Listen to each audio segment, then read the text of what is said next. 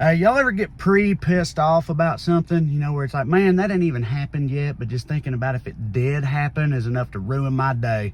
Like conservatives do this all the time, right? Like they get mad at stuff that might happen, like AOC making a valid point or trans people getting rights. Like nothing enrages a right winger like their own imagination. And that's annoying, but apparently I'm not immune to that because I've been working myself into a tizzy over here just thinking about where this whole Ghislaine and the DOJ situation might go.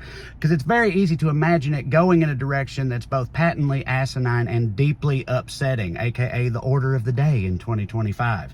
Right? After all, from the very beginning of this most recent uproar about Epstein, there have been people going like, well, why is Trump not making more shit up? Like, isn't that the MO? Ain't that how it works over there?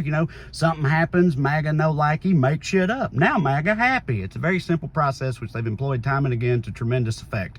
So why are they not doing it here? Like as soon as people got mad when Bondi said there was no list, if Trump just immediately came out and was like, actually, she was wrong. She's a woman. They do that. We know this. There is a list. I have it right here. And he pulls out a McDonald's wrapper on which is written in crayon the mostly misspelled words.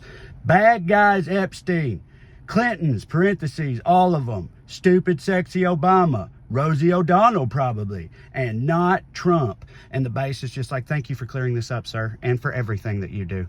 Would that have surprised anybody? Right. Well, I'm just saying, I'm worried that this whole Ghislaine thing might be a version of that. Like if they can just get her to say on the record, like, oh yeah, the Bills were there, the Bidens, some Harvard people, Fauci for some reason, Jimmy Kimmel brought a goat. It was a whole thing. And the only person who refused to participate, you guessed it, Donald J. Trump. In fact, Jeff used to say to me all the time, we could never let Trump find out what's really going on here, because if he does, he'll save every last one of these children. He's simply too brilliant and pure of heart. Also, we're all jealous of his hair. This has been the sworn testimony of Ghislaine Maxwell. And Pam Bondi's just like, all righty, here's your presidential pardon and a certificate for half off apps at Mar-a-Lago. Thanks for coming in. And that happens, and Cat Turd and your dumbest uncle are like, yep, I'd say that case closed. And we're over here pulling our hair out like, what? Really? Like the world's most notorious living child sex trafficker whose willingness to perjure herself is a matter of record and who benefits tremendously from testifying in this fashion. Like you think her word is rock good, solid, good enough for me, right? And I know none of that's happened yet, but it's very easy to imagine it. And like, doesn't that fact alone make you just want to scream and flail and rage and die? Like it's... Well, a lot of people say, like, look, that ain't gonna happen. She's too radioactive. It's politically untenable to pardon her, but is politically untenable an outdated concept at this point? I mean, Trump's been asked if he would pardon her, and all he'll say is, well, I can if I want to. You can't stop me. I'll do it right now. Say I won't. And I added that last part, but that's his general attitude, and that does not inspire confidence, man. But still, it ain't happened yet, so I guess I'll just cross my fingers and go back to being pissed off at dumb shit after it occurs. I'm sure that won't take long. Another thing about YouTube, just thinking about how the media will cover this whenever it does happen, whatever happens with it, it's going to be wild and all over the place because that's how our media is. Let's show you what I mean. Let's take a look at how they've covered some of the stuff that's already happened with Ghislaine. All right, like if you just see this article with this headline, Trump says he hasn't thought about pardoning Ghislaine Maxwell. That leaves out quite a bit of context. It makes it sound like it's not even on his radar or something. It's not really what he said. But if you use the Ground News Chrome extension up here to click through the full coverage, the compilation of coverage that's happened so far that you can get on Ground News, Donald Trump says he's allowed to pardon Ghislaine Maxwell. It's pretty different, and there's some more context there. And if we sort by bias of the outlets and look on the right, they're having trouble knowing what to do. Now Trump could pardon the Epstein complicity. Obviously, they're not happy about that. Maxwell's lawyer, after the interrogation, compensation is welcome. This makes the problematic situation look even worse. And these are all, as you can see on Ground News, these are all right-leaning outlets. And some of them still, holding the line, holding his feet to the fire a little bit. And on the left, they make it pretty clear how they feel. It says Maxwell to the DOJ, pardon me, do you mind lying and denying for Donald Trump? Forgery. Trump floats forgery theory as excuse for the letter, says he's allowed to pardon Ghislaine Maxwell, which he did. But again, they throw in this extra thing up top that sounds bad because this is a left-leaning outlet, and you can see how they sort of manipulate the headlines on both sides and all around the info itself inside the article. That's the insight you get from Ground News. That's why I've been working with them for more than a year now. They add context and transparency to all the media that you consume. And if you can follow along at ground.news/Trae, or you can scan that QR code on the screen there. They do a lot of other great things. Here's my favorite feature, I think, the blind spot feature. This shows you stories that are not being covered on either side of the political spectrum right now, right? So what they're not talking about on the left and the right. And this allows you the opportunity to step out of your own bubble and see what's going on down at the other end of the fence, which I think is a good thing that each of us could do a little more of. So if that sounds good to you, you can scan that QR code on the screen there. You can click the link in the description below to try Ground News today. We can get 40% off their highest tiered Vantage plan. That's right. Or you can check it out for free. Either way, the time is now. Push back on the bias and BS. Try Ground News